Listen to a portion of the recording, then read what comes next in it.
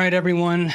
Starting the stream, it's the OC Goslin, NBA salary cap analyst, and I'm going to go over Cam Johnson.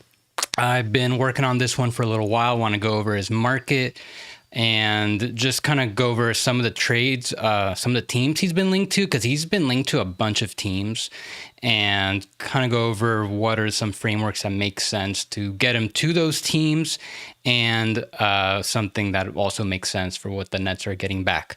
So I've been doing these streams for a little while now, and I like this format. I'm going to keep doing it.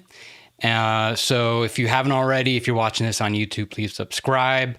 If you're not, I'm also got this on Twitter. Please follow if you're seeing this for the first time. And also check out the Third Apron, my Substack, get into much more deeper salary cap analysis. But yep, let's get into this. So want to just first look at the Nets situation. So here's their cap sheet right now for the season, and they've already done a couple trades. They've been them and the Suns have been the most active teams so far as just doing stuff. They've been, the Nets already got about like 5 extra second round picks from trading Schroeder and from trading Dorian Finney-Smith. But I think out of all the players that could potentially be traded, we already know, we've seen Jimmy Butler's name out there, Brandon Ingram, Zach LaVine. Seems like those might be getting a little closer to potentially some of those guys. Maybe Jimmy Butler will get moved. But I do think Cam Johnson, if I had to just bet on who's the best player who for sure gets moved, I would say him, just based on how active the Nets have been. And he's having his best season right now, and it would just make sense at this point to capitalize on it. There's no guarantee he's going to hold this up, this level of play to next season. And if they can just get the most value for him now, I guess they might as well do that. So he's got 2 years left on his deal. It's going to decline to $20.5 million next year. Then it bumps back up to $22.5 like he's got this year. Just a very valuable deal. And because it's in the low 20s, that's what makes him such a guy who can really, why he's being linked to so many teams, because it's pretty easy to get that salary to match with so many other teams. So what are the Nets ideally looking for? I would guess at least 2 first-round picks of value. Doesn't necessarily mean they need like 2 first-round picks, but I think that'd be the starting point if they can get like maybe 1 first-round pick, maybe a young player that they'd value highly enough. Otherwise, I feel like if you're the Nets, maybe hold on to him because he's still on that good deal. And but like I said, now might be the absolute best time to capitalize. So we'll see. Now, right now, they are really close to the tax, just about $677,000 below it. And if they keep Cam Johnson, he'll probably get some incentives that will increase his salary by about like $500,000. So they would still deduct the tax if they do nothing else and keep him on the roster. So he's got these incentives, $4.5 million, which is something that has been discussed when people put out Cam Johnson trades, that he's kind of has to be treated as like a $27 million player, because those incentives, they'll count towards teams' apron spaces. So as you could see, it's counting towards what's being counted towards the apron. So even though they're a lot closer, they're not like the actual salaries are like $8 million below the first apron. Those incentives bump them up closer to that hard cap. So this is just important to know for certain teams that are hard capped to either the first or second apron. If they're trying to bring him in and they can't exceed those numbers, they might have to do a little extra work to make the numbers happen. And the other thing about the Nets is their salary situation for next year, because they are going to have a lot of cap space. And they already are going to have somewhere between 70, like I would say 50 to 65 to be safe, 50 to 65 million. That includes them being able to re-sign Cam Thomas later. So in all likelihood, whatever deal they do, this is gonna be the last time I show the Nets cap sheet for next season, just because even if they bring back long-term money that extends beyond this current season, then their cap space situation is going to be the same, because if Cam makes $20 million next year, they bring back $20 million worth of salary for next year, they're still going to have a lot of cap space.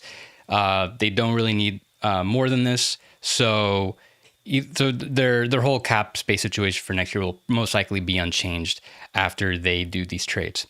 So first team I want to get into is the Indiana Pacers. And I'm going to kind of do this in terms of teams, I guess, from like the least likely to the most likely. So let's look at their situation right now. They, like the Nets, very close to the luxury tax right now, even closer, about 126,000. So any trade they do, really both these teams, if they're going to do a two-team trade, the salaries are going to have to be pretty identical, because neither team's going to want to exceed the luxury tax for this season. So as far as a fit, yeah, it kind of makes sense to plug in Cam Johnson there, especially if you're going to trade some like role players off the bench to make the salaries work. And yeah, he'd be a pretty good fit. So here is what I've got. And I think this is a framework that's already been put out there, but so as far as the Pacers, what they'd be sending out, I think it's already been put out there, like that they would probably send out Obi Toppin and Aaron Nesmith. So I could see them going to the Nets in this framework. And I just want to mention Day'Ron Sharpe's a guy that I'm going to be putting in a lot of these frameworks, just because I think a lot of the teams that I'm going to have listed, they could use a big man. And Sharpe's going to be a restricted free agent this offseason, but even he kind of started the season, he was injured to start the season, and they've been kind of, the rotation at center has been kind of hard to get everyone to play. I could see them moving him as a part of a Cam Johnson trade. So I'm going to plug him into a lot of these deals, and the Pacers could use another backup big, considering that they've had two injured guys. So I made this a 3-teamer. The reason it says it's failed is because the Raptors could do this because they could take Isaiah Jackson into their mid-level exception. They can use that as a trade exception now. So I've got them taking in Isaiah Jackson. They could just take James Wiseman in, and I would assume the Pacers send out some second-round picks to the Raptors for their troubles. And as far as what the Nets are getting back, so they're getting 2 role players that maybe one of them could have first-round pick value in the future, or maybe they can even be a part of the next good Nets team. And the next first-round pick the Pacers could trade is in 2028. They owe a 2026 to the Pacers right now. And the Nets could use more first-round picks in 26 or 28, because right now all their surplus picks are in the odd number years. So if they can get like a 2028 first from the Pacers in this, I think that makes a lot of sense for the Nets, makes it a lot more worth the while. And the way it could plug in is that, yeah, so you put him in, you just do that 2 for 2. Well, really 4 for 2. Yeah, because they're sending out 4 players, getting 2 back, and leaves them right below the tax, like about $2 million. And Cam Johnson has if he gets some of his incentives, they'll be fine. They'll be able to duck it. But ultimately, I don't see the Pacers doing this. And the main reason is because we got to look ahead, and they are already going to have some issues just maintaining what they have. They're already going to have a tax crunch next year as far as bringing back Miles Turner. They're already going to be pretty close to the luxury tax, and bringing back Miles Turner will probably put it above it. So if they are going to do this trade and they already have Cam Johnson for next season, okay, so they get off Toppin and Nesmith. They could still bring back Miles Turner, but then they're probably going to have some issues filling out the rest of the roster without exceeding the tax. So they could still manage that. Like if they really want Cam Johnson and they want to duck the tax next year, they could still do some other trades. If they want to trade TJ McConnell, for example, you do that to get below the tax. But Then the other issue is just beyond the following season, because they're already going to have some problems with their payroll, mainly because then Benedict Mathurin is going to be extension eligible, and they're already paying a lot of money to Halliburton, Siakam. Nemhard's extension is going to be kicking in. So to bring in another guy, another high-paid player like Cam Johnson just really overcomplicates things.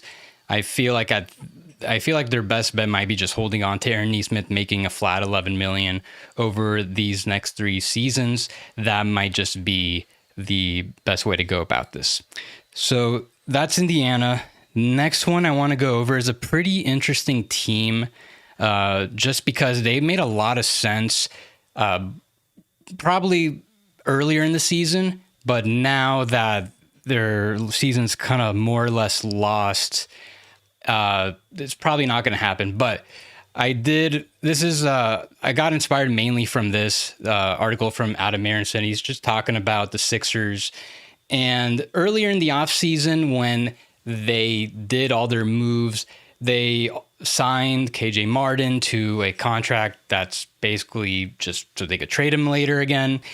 And I remember that they could have signed and traded him, try to do something with that before the season started, but that was going to be really complicated. And maybe they would have gotten a guy like Dorian Finney-Smith also from the Nets. But now that the season's played out, we kind of see who's more expendable on the Sixers. They could make a Cameron Johnson trade, and he would make a good amount of sense for the Sixers, would fit pretty nicely. But the Sixers season is looking kind of lost right now, so it might not happen. But here's what I would think could be how it works. So let's say the Sixers, they're able to send out enough salaries to exceed the $22.5 million. Actually, let me take a step back, show you the Sixers payroll, because their whole situation right now is that they're over the first apron and below the second. So they need to send out more salaries than they're taking back in. And they also have to stay below the second apron. Because if they're going to be sending out all these salaries, combining them, that's aggregation, and that will hard cap them to the second apron. And the thing that the Sixers have to make the deal work for the Nets is they have some extra draft picks, mainly from the Clippers from the Harden trade.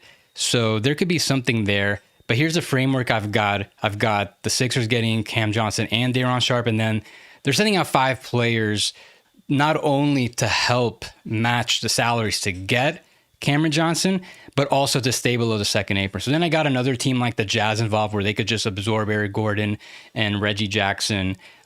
Sixers have plenty of second round picks to help make that work. The Jazz is wild, and the Nets don't take back too much money. And maybe they could trade Caleb Martin later down the line. He's on a pretty nice contract. And so the challenge with the Sixers doing a trade like this would be, like I said, staying below the second apron. And the reason they have to send 5 players to make this work, also have them getting Daron Sharp back again, is so they can, stay below the second apron. So if they're going to do this 5 for 2, they would be down to 10 after this. So ideally, they want to do something like this at the trade deadline, because then they can backfill the roster, wait about 2 weeks to get back to 12 players, and the prorated minimum salaries would be pretty low. And then, So let's say they do this on trade deadline, they get the 10 players, they got to sign 2 immediately. So on the trade deadline day, they get to 800,000 each. Then they could wait 2 weeks to get back to 14, where they can add another guy for the rest of the season, making 635, and then they can add a 10-day, which is just under 120,000 to keep that flexibility open. And they stay below the second apron, 1.3 million, so they still have even more flexibility to do some trades later. As you can see, a big chunk of their apron space is taken away from that 4.5 million for Cam Johnson. They increase their tax a little bit, but it's they're already going to be a taxpayer this year. Now at this point, the Sixers might be a little more likely to hold off on doing this, especially because they could still do this type of trade next season. Because if they they're still going to have Caleb Martin. I would assume, they'll still have KJ Martin as well. And I would assume that Drummond and Gordon still pick up their player options. So they could still aggregate all of these salaries to get Cam Johnson next offseason. And that just might make more sense just to wait and see what happens with the team. See if they, hopefully that they can still, they're still looking good enough to be a competitive team next year. Maybe they end up even keeping their lottery protected 2025 first, which could really change the dynamic as far as what they could get next offseason. Because if they keep that pick, which is top 6 protected, maybe they want to trade that for maybe there's like an all-star level player they can get for that. So I think at this point, the Sixers are in wait and see mode, but just something to keep in mind that they could still, this is something that they could revisit down the line. It makes a decent amount of sense. Cam Johnson would be a pretty nice fit for the Sixers. So after that, I want to look at OKC because they're a team that have been talked about quite a lot for Cam Johnson. And it makes sense, but also I don't quite see it. But let's look at their situation because they can make it work pretty easily, not just because their surplus of picks that would interest Brooklyn, especially because they do have a surplus in those even numbered years, 26 and 28, but they have the flexibility to do something now. They're $10 million below the tax, and they have several expendable players they can send out, like Kenrich Williams, Ousmane Dieng, Nikola Topic, which would pretty much be enough for the Thunder to reach the number they need to get to Cam Johnson. Unlike the Pacers or Sixers, they don't need to like match it because of any tax reasons. They just need to get within 7.8 million of Cam Johnson's 22.5 million, and a trade will work. So here's the framework I've got. So yeah, just the 3-for-1, pretty straightforward. Maybe another team needs to get involved if the Nets don't want to waive any players ahead of this to make it work. Like they could potentially just buy out Bojan Bogdanovic or DeAnthony Melton to open up the roster spots to do a 3-for-1, but I just didn't feel like doing the work to show that. But just a pretty straightforward swap that I think a lot of people have put out there. And the Thunder, like I said, they have plenty of first-round picks to make it interesting for the Nets. So the reason I don't necessarily see this happening as interesting as it is for the Thunder and as easily as they can make it happen is mainly for next season. But as you could see, I plugged in Cam Johnson, and I also plugged in Day'Ron Sharpe again, even though I didn't show it in the trade, but just to show that they could still fit another big man with all their injuries to Chet Holmgren and Isaiah Hartenstein. They could use more size. So something they could do is do that 3-for-1 for Cam Johnson, then maybe in a separate trade, use their room mid-level exception to absorb Day'Ron Sharpe's $4 million salary. They stay just below the tax and just below enough that if Cam Johnson, he's going to get this $560,000 incentive. So he can get that and they'll finish below the tax by like just a little bit. But they still need to get the 14 players. So probably need to do like another cost-cutting move, so maybe they don't take on Day'Ron Sharpe. But then if you look at next season, nope, that's the following season. But for 25-26, they could make it work as far if their goal is to duck the tax next year. So I plugged in Cam Johnson, took out those 3 players. They can have a 15-man roster, be just at the luxury tax line, so they can still do another trade later to get below it. So you have a really deep team here, like a 10 deep team, and that's while they still have their draft picks, which I'm sure that's not going to be exactly the case. Maybe the Sixers keep their pick. Maybe they consolidate some of these to try to get a higher one. But either way, they're in a position where if they wanted Cam Johnson while keeping all their top 9 other guys, they can make it work while avoiding the tax. But then for the following season, here's a rough projection I have for the 26-27 season. And this has max contract projections for Chet Holmgren and Jalen Williams. So along with all these other salaries they've got, like they recently extended Alex Caruso to the deal they gave him. And I still have those draft picks with the salaries for the following season. If they were to have this level of payroll where they have 8 guys making over 10 mil, 3 guys making 40 mil, 3 additional guys making over 20 mil, this is looking like a $200 million plus luxury tax payment, which I'm not saying the Thunder wouldn't be would be opposed to it. They've shown a willingness to go deep in the tax back in the Westbrook, Paul George years. So if the team has at least already made the finals by then, okay, this could be something maybe that they consider having this level of depth. But I just have a hard time seeing having this level of depth.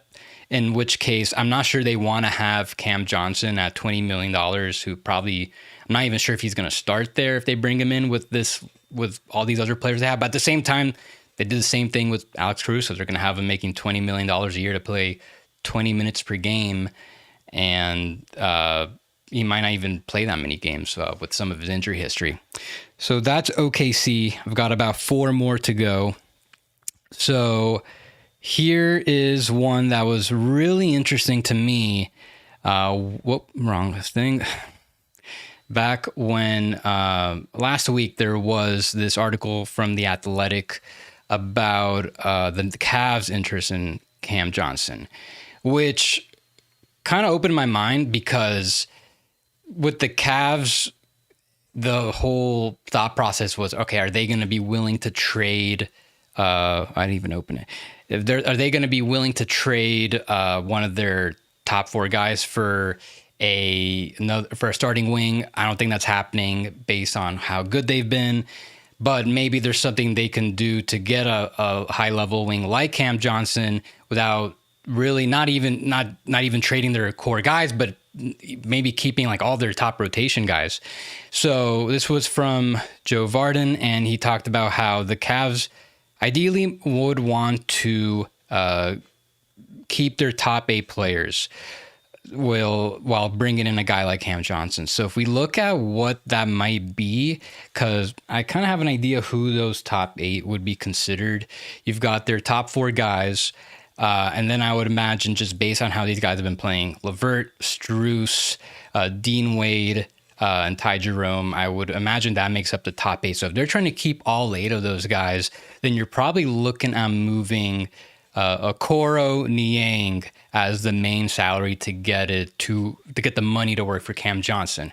So I looked into it, and this is one of the more fun cap mechanically type trades I was able to put together because it can work. So here's what I got. I had to expand it a little bit.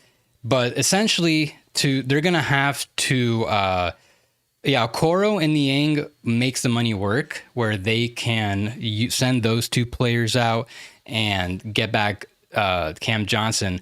But since they would be aggregating, since they're already kind of close to the first apron, they're going to want to send out more money than they're taking back so they could at least stay over the first apron, because right now, the Cavs are about like $2 million over the tax, so there's an expectation that they're going to want to get below it. And if they're going to do this trade, they're probably going to stay above it, but at least try to be able to keep their high level of depth. And to do that, they're going to have to go over the first apron, so they would be over the tax just a little bit. And I expanded the teams just so the Nets don't take back too much long-term money. Have the Raptors again using their mid-level exception to take on Niang. I know this has failed, but it's just because it doesn't have Niang going into their mid-level exception. I put in the Mavs getting Tristan Thompson just because they just lost Gafford for 3 months. So if they can maybe swap a guy like Markieff Morris or Dante Exum to get Tristan Thompson, not that it's going to really change their outlook, but just to bring in another big guy. Either way, then I had to have the Cavs send out 4 players to make this work. And the Cavs have their 2031 first-round pick. That would be the main thing that they have, that and Jalen Tyson. So if you're the Nets, how much do you value a 2031 first-round pick? And how much do you value a guy like Jalen Tyson? I'm not sure that's enough for the Nets. But we just saw the Suns, they traded their 2031 first round pick for 3. Maybe that's something the Cavs could do if they're looking to bring in a guy like Cam Johnson without, while also preserving some more trade flexibility later. So here's how it ended up coming out for the Cavs. And so I plugged in Cam Johnson. And same kind of thing like I did with the Sixers. They have to do this dance to stay below the first apron. So I got them with Cam Johnson, and they keep their top 4 guys. They keep LeVert, Strus, Dean Wade, Ty Jerome, Sam Merrill. This is a pretty stacked team heading into the playoffs. And so they get below 12 players. So that if they do this on trade deadline day, they have to sign someone immediately again. They can wait 2 weeks, sign someone else to a smaller prorated salary. Then they can use that 14 spot on a 10-day, cycle through that. And they're just slightly into the tax, but it's just like a very small payment. I think just based on how the Cavs are doing, it'd be reasonable if they decide to do a trade like this that puts them slightly into the tax. The only downside is that it starts their repeater clock early, because if you're in the luxury tax for 3 of 4 seasons, then you enter the repeater tax. And ideally, if you could avoid the tax, you do it just to delay becoming a repeat taxpayer, since that increases rates. We see right now, the Clippers, Lakers, they're repeat taxpayers. The Bucks are repeat taxpayers. They're paying a lot more in luxury tax just because of that designation. So it all works. They stay below the first apron. They've got Cameron Johnson in there.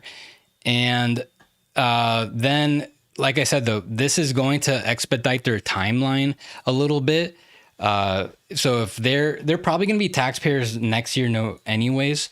This will just increase the payment that they're going to have, because you got Donovan Mitchell. He just signed his extension. He's going to be making max money. Evan Mobley signed his extension. He's making max money. So getting a guy like Cam Johnson who makes $20 million to be your starting 3, that's a pretty reasonable salary. And then they still have a couple other players. So they still have like a moderately deep team. Once they fill out the rest of the roster, so if I just put minimum salaries, they're looking at having like a pretty modest tax payment, nothing too crazy. 30 million nowadays is not that much. But then at this point, the marker is, can you stay below that second apron? Because there are penalties in the future where you have your first round pick 7 years in the future, it gets frozen, you can't trade it. And then if you're in the second apron again, you run the risk of having a drop to the end of the first round. So I could see the Cavs doing this type of trade. My biggest thing is I don't know if they have quite enough with their assets, but we'll see. But you can see the roster gets pretty expensive pretty quickly, but they could still make the tax payment like pretty reasonably modest. So that's Cleveland. And then next up, I want to go over. Now we're getting to teams I feel like it's a little more likely, but let's get into Memphis. So Memphis, a team that they discussed Dorian Finney-Smith with the Nets, didn't happen ultimately, and they have a really deep roster as it is. And the most expendable parts that they have is if they want to try to turn Marcus Smart, Luke Kennard, John Conchar into something else. But even if they just stay with this roster, they're going to be fine getting through the regular season. But I do think they could use another starter level player to help increase their chances of advancing in the playoffs. Not that Cam Johnson's going to like get them to conference finals or anything, but it can really help balance out their starting 5. And they are roughly 1.8 million below the tax. They're probably going to stay below it this year. And they'll probably be able to stay below it the next season. And they have all their first round picks over the next 7 drafts. So they can make a trade work with the Nets, especially if the Nets are going to want some even numbered picks. So let's see. So here is what I put to, oh, that's Orlando. I'll get to them next. So here's what I got I think ideally, if you're the Grizzlies and you're going to send out a future pick, something in like 26 or 28, or potentially even two, you're going to probably want to get off the Marcus Smart, who's got, I believe, another 2 years left on his deal. And so you're just swapping that salary. Maybe they can keep one first round pick and send out a guy like Gigi Jackson, who seems like has a good amount of value. Maybe that's someone the Nets could like, or just one other of the Grizzlies guys that are on minimum deals. Maybe that can be a player perceived with first round value. But I think the Grizzlies can probably get something done with like one pick, one young player. So here's just an example of how I think it could work. So then going to show how that looks on the Grizzlies end. Yeah, pretty straightforward. They stay below the tax, able to just stay below the first apron because they got a lot of incentives to guys like Cam Johnson, Luke Kennard, Desmond Bane.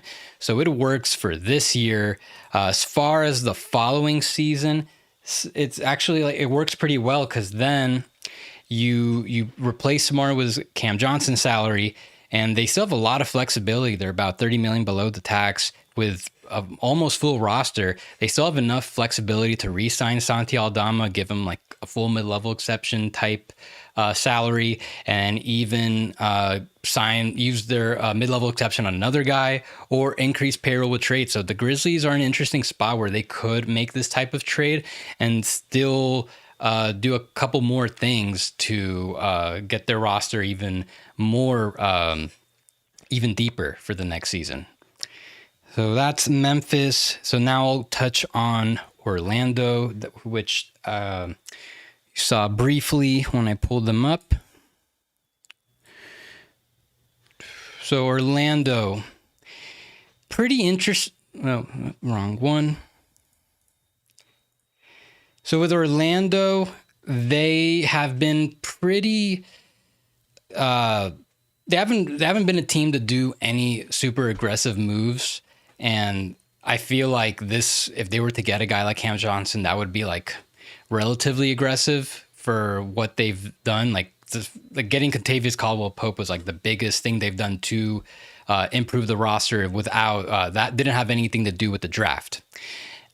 So I could see them going for a guy like Cam Johnson that can help improve their shooting, and knowing the Magic, they like to have a lot of size at every position. Maybe they'd want a guy like Cam Johnson to play the two long-term. So they've got a lot of flexibility. They're $20 million below the tax, so they can do a trade where they're taking back more salary, help Brooklyn increase their cushion below the tax. So let's see what I put. Pretty straightforward offer. Got them sending out Cole Anthony and Jett Howard, and the Magic have all their own first round picks. Like the Grizzlies, I would imagine it's the same type of thing where the Nets will want like at least a 26 or 28 first round pick.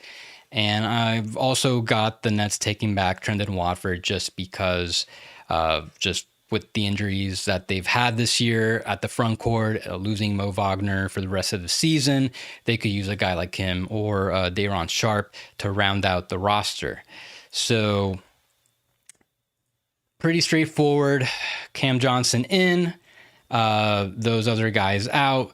They've got they're able to stay well below the luxury tax. They could still use their room mid-level on another trade if they want to further upgrade the roster. And then the other thing is about next season, where they can still avoid the luxury tax. I would imagine they're going to want to again. So in this cap sheet, I have them declining the team options of Mo Wagner, Gary Harris, and Corey Joseph. And then I've got Cam Johnson at $20 million. They've got a full roster. As you could see, they're just below the luxury tax line. After this season, that'll be a little more complicated because then you got Paolo Banchero's next extension kicking in. He'll be making max money. So if you're going to be paying him and Franz $40 million, Suggs low 30s, and then you've got all these other guys making a good amount of money, something's probably going to have to give. And at this point, maybe they trade a guy like Caldwell Pope or Jonathan Isaac to clear up that money. So I could see this being a good fit and a good long-term fit. So then the last team, and I would consider this team the most likely suitor for Cam Johnson at this point, And that is, I'm going to go back to here,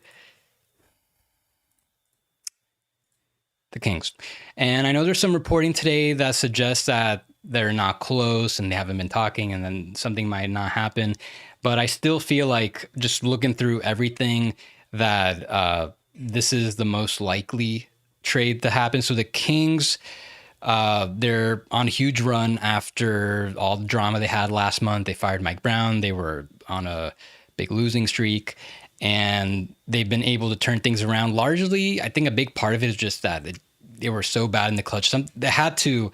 It didn't make sense for them to continue being this unlucky, and I do think that bringing in a guy like Cam Johnson just makes a ton of sense despite their hot streak, because I still feel like the getting off Harrison Barnes for DeMar DeRozan was kind of a mistake, and they could use a better version of Harrison Barnes on their starting five, like Cam Johnson, better shooter, younger, just as much size. And if they were to bring him in, which would most likely be for a Kevin Huerter type package, you still got DeMar DeRozan. So you're getting a significant upgrade just by bringing in Cam Johnson to the lineup, and then most likely bringing DeMar DeRozan off the bench to really boost the bench. I imagine, there might be like a speculation about Malik Monk going back to the bench in this, if they were to bring in Cam Johnson without sending out DeMar DeRozan, but I think more logically it would be best to bring DeMar off the bench. So here's the framework, 3 for 3. And the biggest thing that the biggest challenge the Kings have in making this work. Oh, I didn't even show it. The biggest challenge towards this working for the Kings is the value, because right now the earliest pick they can trade is a 2028 first round pick, because they still owe a first to the Hawks, which is protected this year and next year. But also, if you're the Kings, you don't want to trade like multiple firsts. Especially if you're kind of on the fringe of making the playoffs. So I could see Devin Carter potentially being that second player with perceived first round value. If the Nets really like him, then they can do like a 2028 first round pick and Devin Carter. I feel like that could be enough to interest the Nets. So keep the salaries pretty even, since both teams are pretty close to the luxury tax. They're going to want to stay below it. Have the Kings sending out Kevin Huerter, Trey Lyles as well. And then they have them bringing back Day'Ron Sharpe and Trendon Watford, just because the Kings need some more help with the front court off the bench. So I think this helps balance out their roster. And like I said, it helps boost their starting five. They stay right below the luxury tax, about $3.5 million, which is a pretty good distance. And I bring that up just because both Cam Johnson and Sabonis have unlikely incentives that can really get them closer to the luxury tax. So here I've got Cam Johnson getting that $560,000, and then I have Sabonis here getting his total of 2.6 added.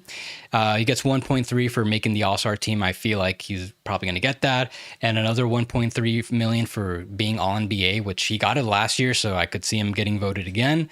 So with those incentives being counted, they still avoid the luxury tax, which I imagine is going to be a priority for the Kings.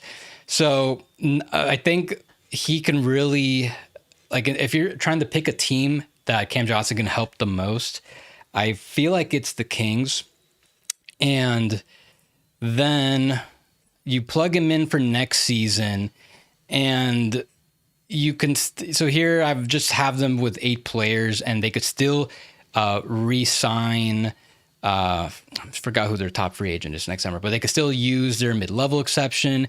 If they were to bring back Day'Ron Sharpe in this trade, they still have some flexibility to re-sign him as well. They should still be able to form not the deepest team, but like a pretty formidable team, while presumably avoiding the luxury tax again, which I would guess is going to be the priority.